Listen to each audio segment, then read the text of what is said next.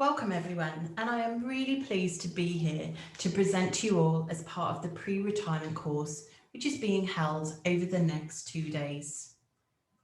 As a quick introduction for you, Magenta is a small firm of financial planners based in the town centre in Bridgend.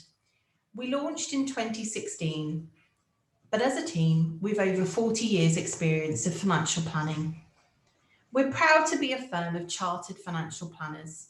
This is our profession's gold standard for firms of financial planners. It confirms that we have satisfied rigorous qualification criteria by retaining highly qualified staff committed to continuing professional development and adherence to a code of ethics. I'm Gretchen Betts, and I am founder and MD at Magenta. I'm a chartered and certified financial planner. At Magenta, we believe in delivering financial planning with passion. We want to break down the taboos associated with talking about money, encouraging people to be more open about discussing their future and helping them to plan as best they can with the resources they have for a wonderful retirement. I want to start here. Most people are familiar with the term financial advisor or IFA. But at Magenta, we are proudly financial planners, and people regularly ask us what the difference is. Financial advice is centered primarily around selling a product, usually for a specific need, while genuine financial planning is about relationships, finding out what is important to clients, then creating a strategy, a plan for life, and helping them stick to that plan. An IFA will typically provide advice on a product. For example, which pension or investment is most suitable for you. But he or she is unlikely to be able to answer life's big questions, like, do I have enough money? When can I retire? Can I afford to pay for my care when I'm older? Am I going to pay too much tax? And will my family be secure? These are the types of big questions that financial planners can help you answer. Today's presentation won't be focused on the specifics of how pensions investments all work. And I won't be spending a large amount of time talking about how to invest and what investments might be best for you. Of course, as highly qualified financial planners, we can do all that. We can talk to you about that when the time is right. But today, I'll mainly be focusing on the thing that really matters. I want to talk about your retirement journey. How will you live your retirement? And how will you find freedom, both financially and mentally, to pursue the things that you are passionate about? So, out of everyone listening, do you have a plan? What will your retirement journey look like, and are you ready? Have you thought about it? What will you fill your time with? Will you have enough? And how will you know if you've got enough? So, what is retirement? Well, retirement is an exciting time. Without the limits of having to go to work each day, you can have the freedom to enjoy your own time. But this transition can also be stressful and is a major change. It has the potential to affect your health, relationships, and sense of identity. The majority of people we speak to don't really want retirement in the form we've observed during the past few generations. When we speak to clients, we find what they want is freedom to pursue their own goals and interests. They want autonomy to call their own shots and do what they want, when they want, and where they want. Often, for many people we work with, retirement is really just an artificial finish line. It's not the end. Actually, all it is a transition into a different stage of your life, one that hopefully might be 30 years long. With a potential of another 1/3 of your life still to live, there's a lot to be thinking about.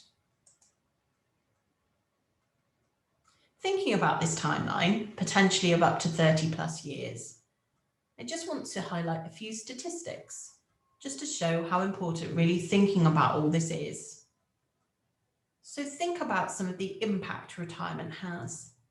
According to the ONS, the rise of divorce in over 65s, the so-named silver splitters, are up by 46%. In the list of life's 43 most stressful events, retirement comes 10th. That's after divorce, going to jail, and being fired. The Harvard Medical School have done some research that has found those who retired are 40% more likely to have a heart attack or stroke than those who are still working. That increase was more pronounced during the first year after retirement and leveled off after that. So it's not all age related. There's no avoiding it.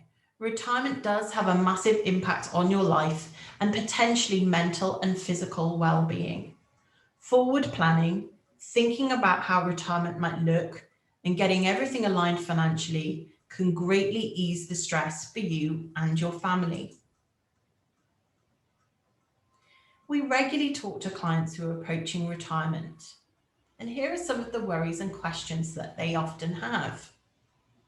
They also like to ask, should I pay off the mortgage or invest the money?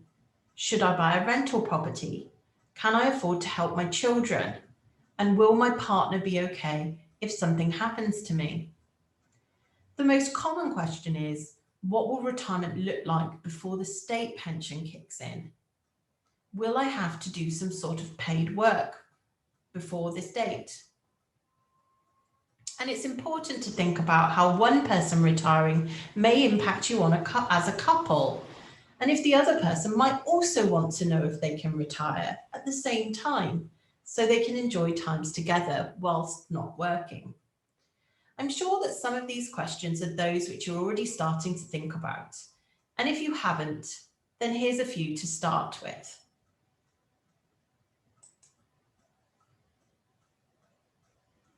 Many ask us then where to begin. So to really start taking your first steps in retirement planning, you need to consider what we call your hierarchy of needs. This is based on a well-known financial model called the Maslow hierarchy of needs, but the one here has been edited to be more aligned to a retirement hierarchy. Working from the bottom up, the concept is that to be able to get to the higher levels of the pyramid and to be able to start thinking about helping others or working on your dream bucket list, you need to tick off the lower boxes first, ensuring that you can achieve all these items first to allow you to then move on to what you want to do with freedom, gift, and dream money. So let's talk through this a little. Survival money is the amount you need to make ends meet. Basic necessities to survive, eat, pay your bills, and keep the house. The next layer is security money. Security is the money we need to meet life's unexpected turns. What if everything doesn't work out like we had hoped? And where is your emergency fund? Once these two levels are clear and secure, you can move on to the freedom money. This can enable you to do all the things that bring you enjoyment and fulfillment in life. You'll need to think about the costs of these and what you actually would like to do with this newfound freedom. Do you like simple hobbies like walking, exploring local, and time with family? Or do you have more expensive tastes and hobbies like sailing, travel to exotic places? As we move up the pyramid and we've secured our survival, safety, and freedom money, our money can then be utilised for something more. This is where gift money comes in. This is the money we can allocate to use to help the people and the causes that we care most deeply about in our lives. Many of us are part of what we now call a sandwich generation. wanting to help children, but also having to help aging parents as well. Knowing what you can afford to help with is really important. And finally, the dream money. This is for things we've always dreamed of being, doing, and having. The bucket list money. So how do you get started to check if you have your survival and security money sorted? To do this, you really need to start to think about how you quantify this over a long period of time, maybe even 30 years, and consider all the possible risks like inflation, interest rates, and the changes in your circumstances. Only when you've done this can you ensure that you and your family will be secure throughout your retirement. What's the plan?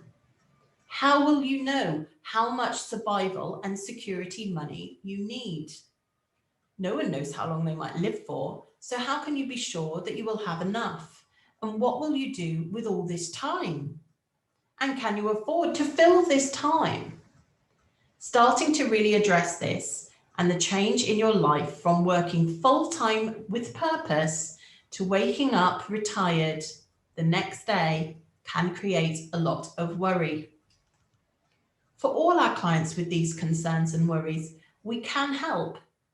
We create what's called a lifetime cash flow forecast. This can help you plan and show what the future might look like and if you can afford to enjoy retirement the way you'd really like to, and what you can afford to spend or give away. To do this, we gather together a vast amount of information, including personal information, financial information about your income, your planned expenditure, your savings, investments, and any other assets you might have. And we put this all together, along with things like talking about health and your objectives. We use some assumptions, and we use software system so that we can help you understand how things might look in retirement. Think of this as like having a little time machine bubble, enabling you to look forward to retirement, to foresee any concerns and bumps in the road. And then if there are any bumps and concerns, we can see what can be done now and make changes so that things look better for you and your family.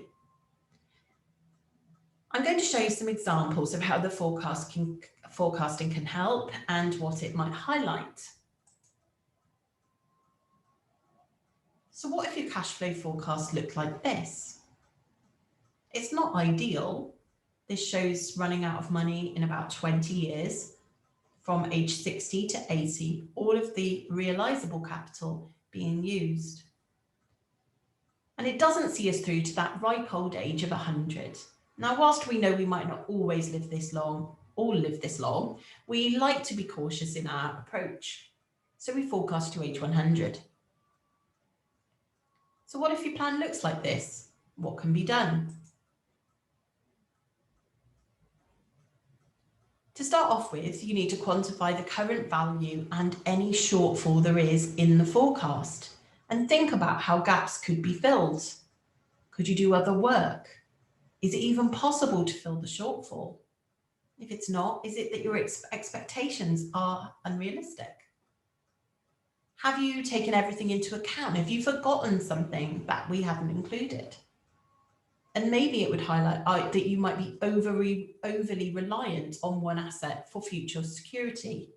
Typically, we tend to see this when there's large property portfolios, as not all property is easily realizable and able to be used to provide an income. And in addition, we need to check that we protect against disaster of this plan going even worse and even further awry. What if it looks like this? This looks fantastic. You're going to be okay for the whole of your life. It looks good, right? Actually, this forecast shows that you might pay a large amount of tax, especially on your estate once you're gone. You might be underutilizing your funds and not making the most of your life. You maybe could be helping other people and next generations before you die, but you're not. You might be settling for second best. Maybe you could travel first class. And you might be working when you don't need to. Or if you wanted to work, you could be doing something different or charitable work or volunteering.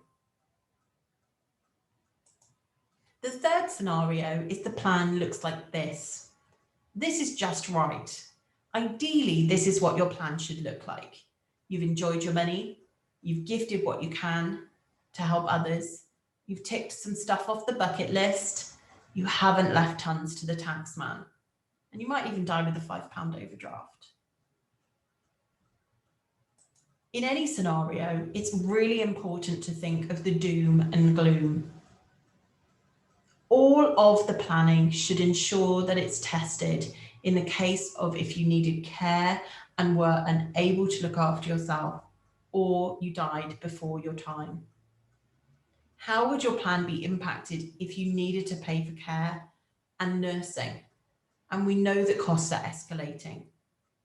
What would happen to your partner or family if something happened to you? All of these things are really important to think about in your financial planning.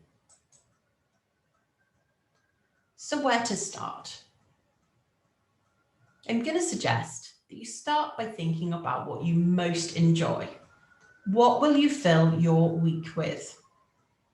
How will the choices you make in retirement impact your family and relationships? Do you have enough stuff to fill your time with? I would also like to introduce the idea of maybe thinking about doing your retirement profiler to show you what you value most. This has been developed by a US financial planner called Mitch Anthony, and he breaks the categories down into play, work, connect, and renew. And I'm more than happy to share this with you all via Danny afterwards or in the chat. If you're listening to the playback of this, then you will need to look for the link at the bottom of the video. This is the Retirement Profiler, and it's in a book called The New Retirementality by Mitch Anthony. I'm going to just read out the first ones, but basically the idea is that you give a number 4 for the statement that is most accurate to you, and a number 1 for the one that's the least accurate. And as this is quite small and poor quality, I'm going to read the first section. So, A, I love to kick back and relax. B, I love to spend time with my family and friends. C, I love exercising. And D, I love any work. So in this case, you would choose the one that is most like you, which might be B, I love to spend time with my family and friends, and the one that's least like you, which could be I love exercising, or might be I love my work, and put the other numbers in between. And you can continue that for the whole process. And what it does is it adds up the totals eventually for these 4 categories, A being play, B being connect, C being renew, and D being work. If you have a high play score, it leans nicely towards retirement because you've got time to do anything you want. Leisure time, go to the gym, golf, hobbies, travel, etc. But you do need to look at your ideal week in retirement. How much can be filled with things like this? Often people with high play scores realise they won't be able to go on a trip every week and that there will be time left over that they need to fill. You might need to work on some of the other categories. If you have a high work score, try and remember it's no longer an either-or proposition. The question really should be now about how much do you need or want to work. In addition, the correct balance of work also depends on other factors. People who have high work scores tend to have some of these traits. It depends how easily you're bored, how much you like to work, your need for additional income, your energy levels, your need for competition. your level of motivation and drive, and your need to create and make an impact. And high work scoring people tend to have a lot of those things that are true. The other categories are connect. This is time spent with people, your friends, family, and doing social activities. And then renew. This might be different for everyone, but for some it's attending to a hobby or gardening, for example, and for some it will be about personal learning, trying new things, like maybe learning a new language. For others, it will simply be not having to work, time to chill and spend on the things that you enjoy without work pressures.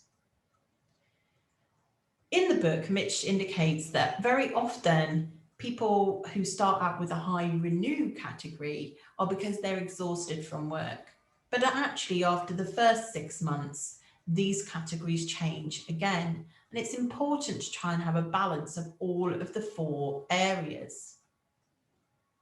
But if you do this, and once you have done it, you can start to think about where you might need to focus your retirement energy and how you will fill your time. You can use this when starting to speak to a financial planner, for example, so that they understand your drivers behind the decisions in retirement.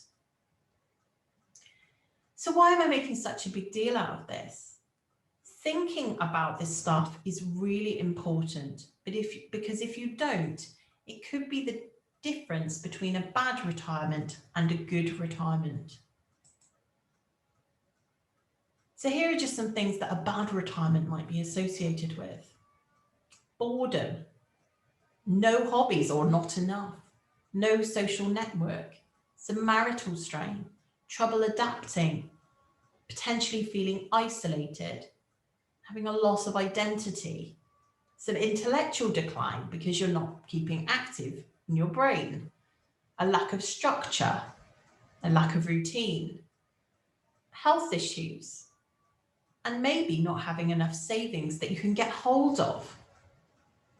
Or alternatively, a fear of spending money because you don't know how much you need to last for your whole retirement.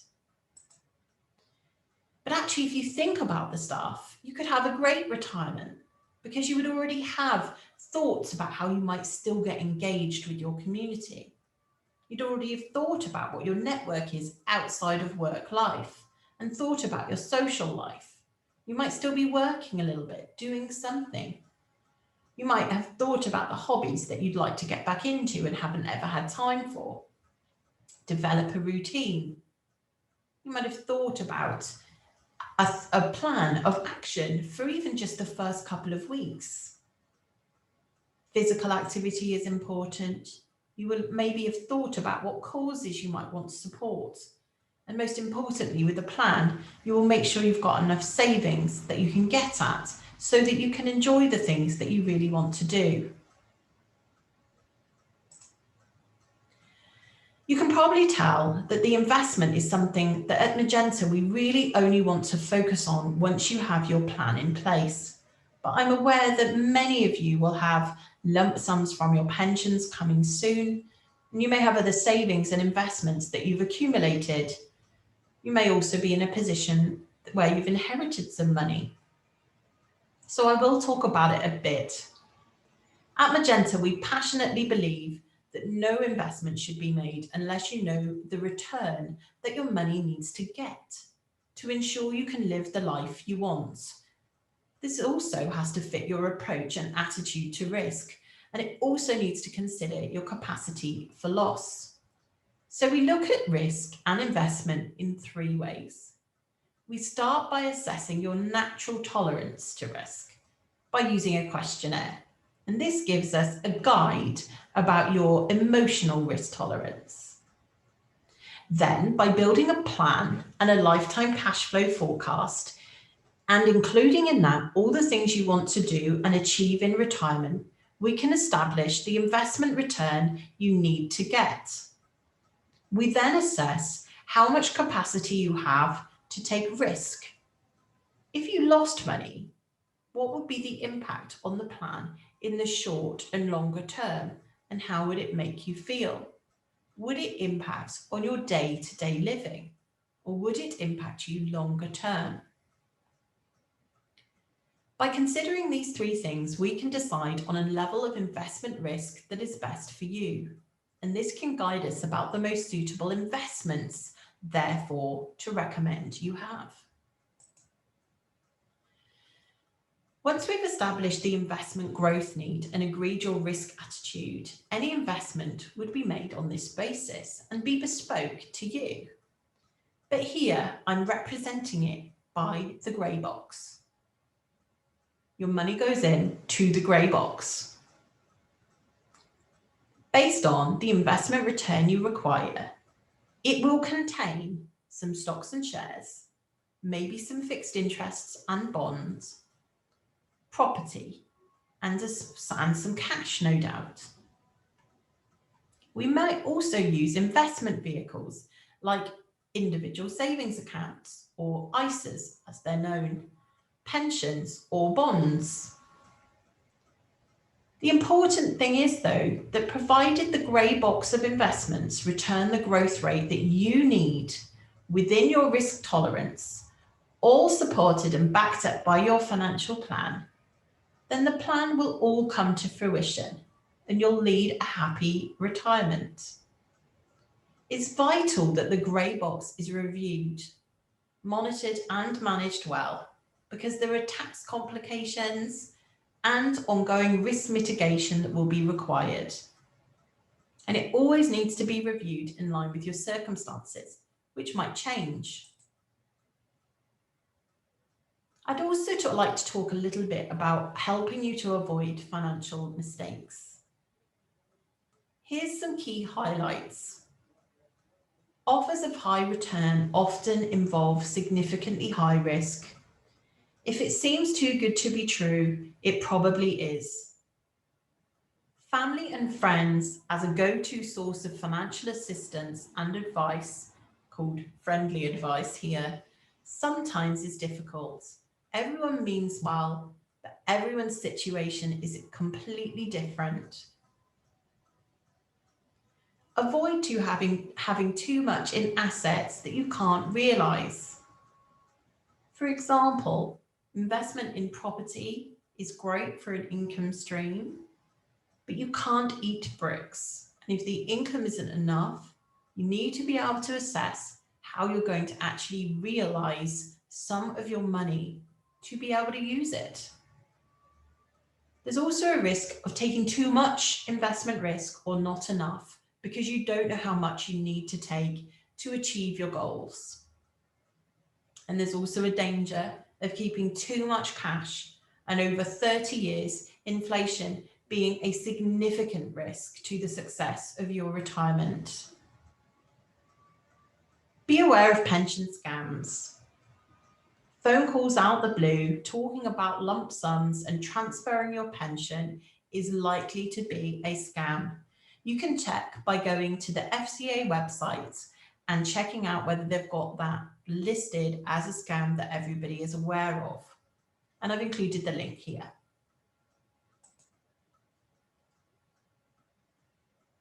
So we've thought about all of these things. Now, what are you going to do about this?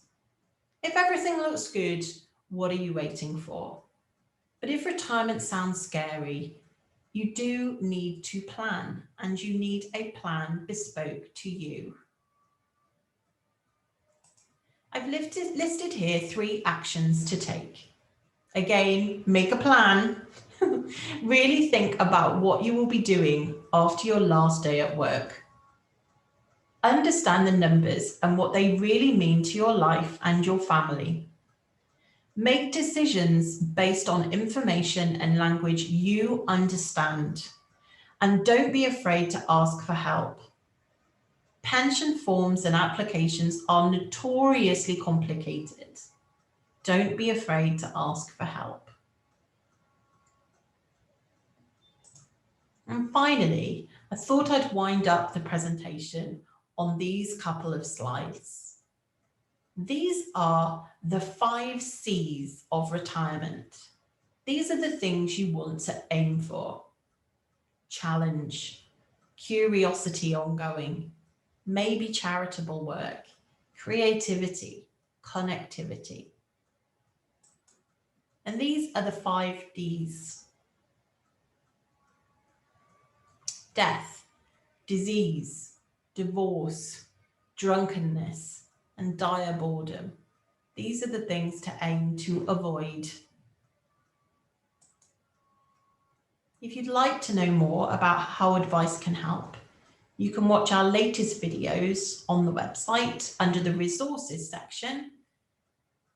And we've got several testimonials from clients who have spoken to us kindly about their experience with us in their retirement journey.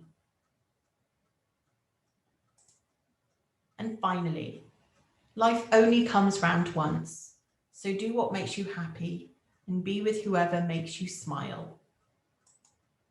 Thank you for listening, and if you want more information, do call us for a friendly chat. We're on all the usual social sites as well, and the telephone number, website and email address is shown here. Thank you for listening.